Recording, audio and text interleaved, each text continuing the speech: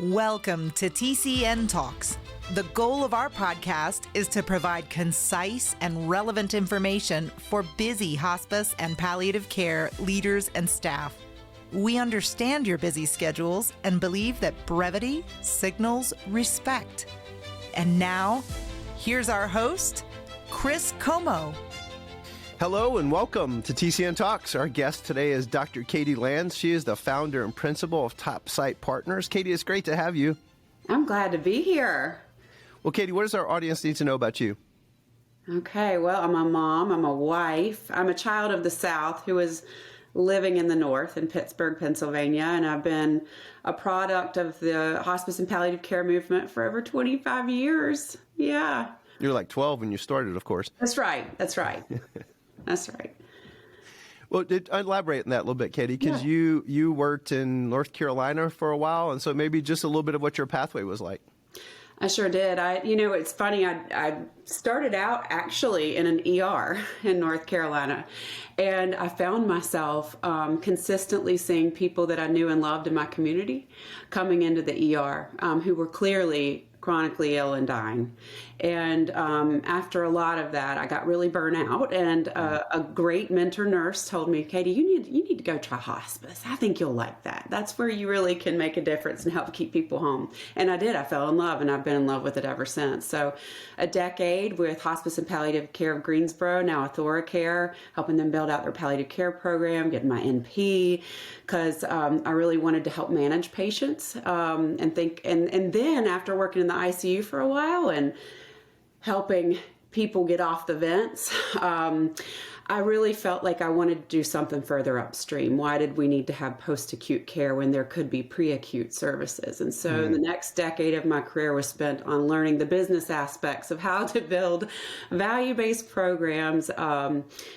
Moved me up to Pittsburgh and UPMC, an integrated health delivery system, and got to trial some things with health plans back in the early 2010s, 12s, and do a demonstration with CMMI back then. And the first round of the Affordable Care Act came out, and then the venture capital groups started to come and look at what we were doing and the value added. And so I joined with a group called, conveners and financiers that built Aspire and served them as their chief clinical officer pretty much the whole way through from the start. 70 markets, 28 states later, we sold to Anthem. And at that time, I moved on and started TopSight Partners, which is my consulting firm. And I've been helping at the intersection of payers, providers, financiers, and the industry that I love and self-associate with as a serious illness nurse, think through the plausible futures and how we get there. And so that's led me into geriatric primary care with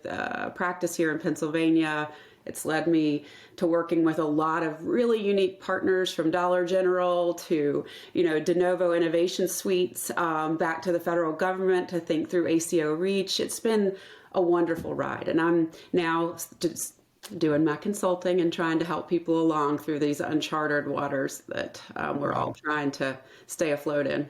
Well, I'm so glad I asked you that follow-up question, Katy, because quite often I think the common of us folks that end up in hospice and palliative care, it's almost like, sometimes there's interesting little twist of that one person that said, Katy, I think you should go check out hospice, and think about how that changed the trajectory of your life. In my case, it was my wife going, I think you need to go look at this hospice thing. And we were looking at the help wanted ads wanting to move to Pensacola, Florida. And that's how I went from corporate America into hospice. So isn't that amazing how, and then all the great work that you've done now. Well, you want to talk MA plans now? Is that okay? Oh, yeah. Why not? So, out. So let's talk MA plans. So what do hospice and palliative care leaders and team members just need to know about MA plans? And then also maybe a follow-up, how can hospice and palliative care organizations position themselves for where MA plans are really going in the future? Yeah. I think that they are just sometimes just as confused as we are about what needs to be done and how we get there. I think we all know that value-based care and aligning with risk is the way that we're headed. But then how do we get there? And I will tell you this, I just spent some time with some this week here from Pennsylvania. I think that there's a lot of fatigue in the management suites of the Medicare Advantage plans. And what I mean by that is that they've got all these vendors that they use for lots of different things. They've kind of piecemealed them together to solve unique problems for their membership. But none of them really speak together, and they're having to hire, different teams inside of the Medicare Advantage plans to basically manage each one of these vendors. It's very expensive for them, and also leads to fragmentation and almost duplication of some services. So I think that they're starting to see that as one unique trend, and they're starting to also say and see, these primary care groups and ACOs stand up and say, we will go at full risk in rising, growing numbers. And what better group, I would argue, our foundations of hospice and palliative care are built off of a service entity to primary care clinicians and to the patients that are declining, right? And so I think I'm glad to see that there is more interest in primary care absorbing some of this risk. And I think what they're saying is, what a great solution to be able to bundle all this into primary care, right? Yep. And get rid of all of these vendors and let those primary care doctors choose the vendors within their networks and markets that work for them, instead of us forcing it on top of them. And so I'm seeing a lot of that. And I think finally, I would say there's less contracts to be had directly for serious illness population management. I think that they have either, the large ones, are either integrating or purchasing their own serious illness population suites of human services. So they don't necessarily need as much unless it's in rural America, because those models tend to break in rural America. I was going to ask, is network adequacy an issue yet, or is it just more they want to do kind of limited markets where they're having issues? Yeah, I think it's the latter, and I still think we should be responsive to that and a good partner to them. And I would say that doesn't mean that there aren't still contracts to be had, but they are often going to need to. I think they should be married with their primary care partnerships, so that you can really, it's better for the patients. For example, if we Aspire, was built on top of primary care, not with it. Mm-hmm. And that was because of the time 10 years ago and what we could and couldn't do. But today, man, what a strengthening of what we can do as serious illness population managers if we go with our primary care partners. Katy, one thing that was astounding me about our show is we have as many line level staff as leaders and also board members, a really good kind of representation. I want you to put back on your line level. And so speak to line level hospice, palliative care staff members for a second. When you say aligning with risk, I think they probably go, what does she mean? But I think you could give them a quick halftime talk that would be a gift to them real quick. I would love to do that. And hello, my fellow colleagues. I am still deep down a nurse from North Carolina. So I want to thank you for what you're doing out there and tell you I miss you. So what I would say about risk is this. If it cost today in 2023, let's say $10 to provide care to somebody, going at risk would mean, let's say I'm a nurse practitioner and I say to a health plan, you know what, it usually costs $10 to take care of that patient, but I'm going to take care of him myself with my team here, this great interdisciplinary person-centered team. And if we save money, we would love to share in the savings with you. Meaning, well, let's say we spend $8 and you spend $10. There's $2 that we've saved. You keep $1, we'll take $1. Now, if we don't save money, then we'll pay you. And that is the risk. That is at risk. So that's how I would describe it. That's really good. And how they do that, right, is those things that we've gotten really good at, which is working with the patient and family, communicating with them well, them calling us first, us keeping them out of the hospital, aligning around a good care plan, that good pharmacotherapy. And so all of that, right, is how we create those savings, or would you say it differently? No, that's right. And I think it's the things that hospice providers have always done pretty well, and that's the anticipation of crisis too. What could go wrong?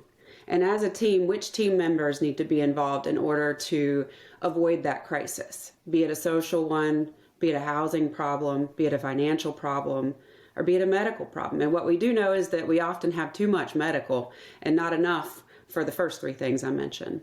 So I think it's the anticipation of crisis, but then it's the responsiveness when something does happen. Right. That's great. That's well said and so true. Okay, let me kind of move forward then. And so I'm going to use a couple terms I'll define real quick, but you get a very unique kind of front row seat to the roller coaster that is healthcare today. And so you get some interesting front row seats to what I would call disruptive innovations and substitution competitions. And so Clay Christensen coined the term. And to me, I think we're kind of ripe for a lot of disruptive innovation. The biggest example when I was coming out of business school was DEC computers, the old mainframe computers that would take a whole conference room. Yeah. And then all of a sudden desktop computing disrupted that. And these were large publicly traded organizations that literally went away overnight. I'm afraid that our hospital friends might be more susceptible to those disruptive innovations, but so are hospice, palliative care programs, et cetera. And then substitution competition is a substitution for.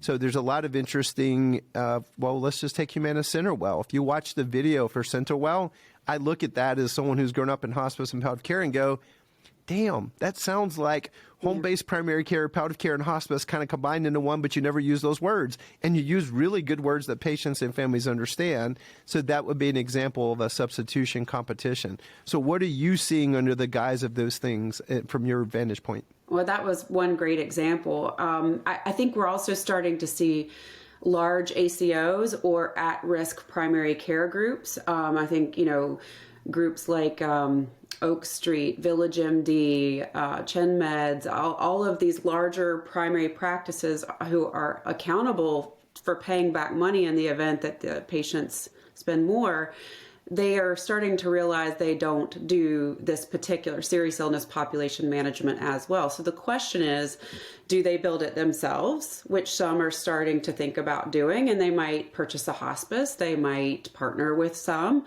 or they might say, what kind of palliative care programs and serious illness management programs can we build in-house so that we can control within our network what's happening. And so I'm not saying that's a bad innovation. It's just starting to naturally occur. And I think as long as they're honoring the KPIs that matter to patients and families, as well as the domains of serious illness care that our National Consensus Project has given us, that they could do okay, and that could, as the ACOs grow, we might start to see our censuses go down.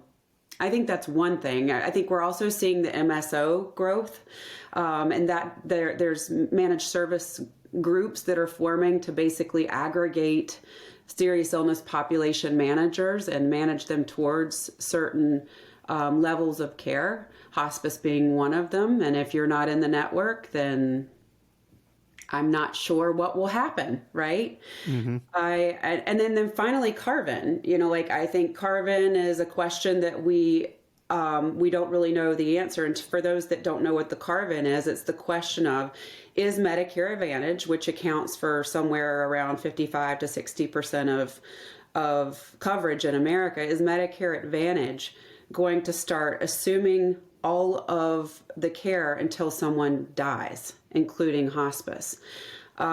Traditionally, right now, if people elect the hospice benefit, they roll on to the hospice benefit and they roll off of Medicare Advantage. The Carvin would change that, right? And so in the event that happens, it's happening within a couple of the large health plans. Then what does that mean? Would they do hospice? And I would say some might. Why change it? In fact, some are purchasing hospices, large hospice. I think, United Healthcare and Optum and the purchase of LHC is an example. Or will they have lots of demonstrations happening from within where they continue person-centered interdisciplinary care, but they don't call it hospice? I don't know. We really don't know what will happen, but I don't hear a lot about whether or not people are going to do the Carvin or not. I think the jury is still out for a lot of the large groups. Yep. And then by the time this show airs, they just re-up the VBID till 2030. And then, but yeah, I'm with you. Well, Katy, I also think you and I were together at Home Care 100, and you just get exposed to a lot of interesting, I would just call them projects. Yeah. Can you just paint the picture of some of those? Because I think it'll expand our listeners' minds to, oh my God, there's so much change going on in healthcare and a lot of innovations. Some of them kind of neat. So can you speak to some of those? Yeah. And I'd say call me anytime if you want to talk about it, because I live and breathe for that, those types of conversations. We all have ideas and thoughts, and we need to lean on one another. And the first type of work or project that I'm doing, it is some thought leadership and I always work from the consumer perspective, and what's happening. Not a lot of people really talk about patients as consumers of healthcare. And I wish we had more businesses within our industry that were direct to consumer plays beyond, just understanding the hospice benefit, but more about talking about what matters to them up front and early, right? We always talk about this. So I'm working on some innovation on that side, and that is mainstreaming direct-to-consumer messaging and thought leadership around the plausible futures of serious illness population management. A couple of outputs for that would be, like, for example, the Arizona Hospital and Healthcare Association published a serious illness portfolio, and it's really about, for the state, what are we going to do and how should we be approaching serious illness population management in our state. And it's really well done, the capabilities, the partnerships, the payment structures. And that was so that's it. That's one example. And then another example of what I'm doing, I'm working with Dollar General. Believe it or not, they are working on a rural healthcare play. A large majority of their shoppers are women, caregivers, who are caring for parents and children and working full time. And they have to go into the city, and they really don't have any responsive care beyond their PCPs, what they can get it and get medications quickly for in rural America. Yeah. Fun fact, 87% of Americans live within 5 miles of a Dollar General. That's incredible. Yeah. 87%. Yes. And so they're thinking about, how do we partner with payers, with providers to really touch that demographic of individuals who really want to stay in their homes. And I think that that's going to be a very unique opportunity for home health and hospice in America too, because they don't want to own it internally, and they don't want more foot traffic in their stores per se for healthcare. They really want to touch their consumers and their customers and their employees at home. So that's kind of outside of the box, but it's something I'm working on. Thank you to our TCN Talks sponsor, Delta Care RX. Delta Care RX is also the title sponsor for our May and November 2023 Leadership Immersion courses. Delta Care RX is primarily known as a national hospice, PBM, and prescription mail order company. Delta Care RX is a premier vendor of TCN and provides not only pharmaceutical care, but also niche software innovations that save their customers time, stress, and money. Thank you, Delta Care RX, for all the great work you do in end-of-life and serious illness care. Katy, two things. I apologize. I didn't prep you for this, but it just occurred to me listening to you, just the staffing challenges as we go forward. Have you bumped into any innovations maybe around like employment of EMTs, death doulas, anything around that realm? Yes. And so the other part of my business is helping de novo projects and innovation. So that can be directly from the founders themselves who are building things out, or it could be, a company or a venture capital suite that says, hey, we're trying to solve this problem right here. And so I am seeing quite a bit, to the point that we made earlier about responsiveness, the EMTs being this really cool new interdisciplinary team member. They are outdoor dogs just like us. I'm sorry, I hope that you guys love dogs. I do, and I consider myself an outdoor dog. But they're not afraid to go into patients' homes, into whatever situation, do an assessment, call in a doc, and kind of figure out what needs to be done. And so that is definitely out there. A lot of care management, navigation tools. There's a lot of goals of care, kind of patient-informed decision-making. Yeah. Yeah, just to interpret your comment is that I'd never heard that term before, but I got it very quickly. They've got no problem being out and about in the community and not having an office where they reside and going into patients' and families' homes. They live that way. So that's a pretty good analogy. I'd never thought about that before. Anything on the death doula side, Katy, that you've bumped into? I haven't seen as much, but not because it's not happening. I just haven't been invited to that table, and I would love to go. Well, so obviously you get to see so much. And so maybe put on your gosh, if Katy was a hospice CEO or a senior leader in a hospice and palliative care organization, what do you think they should be doing? How should they be positioning themselves? Because I think of that Progressive commercial where the guy goes, I mean, I think the general hospice and palliative care leader is just like, oh my God, all of that is happening. So what do we do about that? Well, it is a very creative time, isn't it? Our traditional board meetings and strategy sessions where we're really focusing on the benefit and maximization of our census and volume and our staff and our branding. It's kind of a different conversation today, isn't it? It's I think it's more about what capabilities do we have in house and who are they valuable to in my community, in my network, and who cares about the same things that we care about, and how can we begin to approach our primary care partners to be either in network, purchase them, maybe, I don't know, and or, make sure that we're either serious illness population manager of choice. Wow. Okay, that's something that I think I'll go back and rewind a couple times. I think our listeners will want to as well, because I think that actually would be a great jumping off point for even some board retreats for some of our members. So we've covered a lot of territory. I just want to give you the opportunity just to kind of final thoughts, just things that you kind of think it is a locker room talk. We have a lot of hospice palliative care leaders, board members, and staff. So what would be your final thoughts? Oh, man. I would say, yes, understand those capabilities. I want to take a deep dive on that. And that's it. Are you seeing the right people? Are you doing the right things for them? And how can you prove it? How can you prove that you're actually doing that and they love you and that you're saving money? How can you prove it? And illustrate that in a way that will speak to the stakeholders that we just talked about, okay? Invest in that data, invest in your people, contributing to that process. The workforce is very necessary in this change transformation, and they have all the keys and tools and the workflows that will actually make it come to life. So if you do it without them, then I worry about our future and our attrition. Because as someone who self-identifies as hospice, I've had to understand, no, I am a serious illness population manager. And that means I have to sometimes change how I provide services. And I might be inviting new team members to work with me. I might be having new documentation systems or new things that would demonstrate the value of that care I just provided. So I'm sorry I'm rambling. I just think that those capabilities are really important, and the inclusion of your workforce in the change process and in the strategic planning process is really critical. Yeah.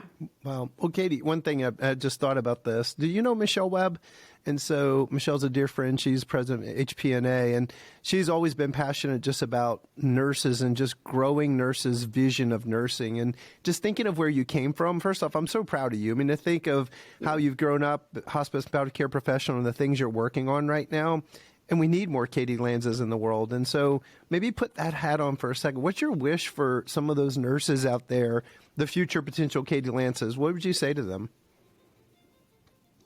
I would say that you are valuable and you have a set of skills that are so important. You're out there alone, and you sometimes feel like you're beating your head against the wall, either to get in the front door with the patients, for them to potentially hear what you're saying, or even for your supervisor to understand your capabilities and what you can do. And I would say that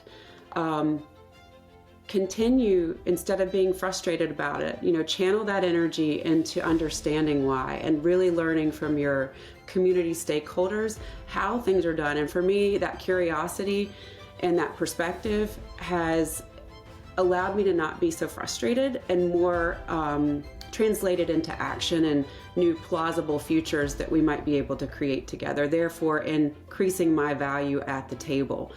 And so I would say, find your voice through curiosity, and whenever you're frustrated, channel that into understanding more about why things are happening the way that they are. Wow. Yeah. That's really good, Katy. Well, again, thank you for the work that you're doing. And Katy, as I read the quote that you gave me today, I want you to turn your camera. Katy gave me a really cool quote to end today's with, and it's actually from Dolly Parton. And you see this beautiful picture that Katy has of Dolly Parton. And Katy, you said that, so it's the coat of many colors that are from pinball machines, is that it? Yes, it's old pinball machines, and of course pictures of my children down at the bottom, but it is her coat of many colors.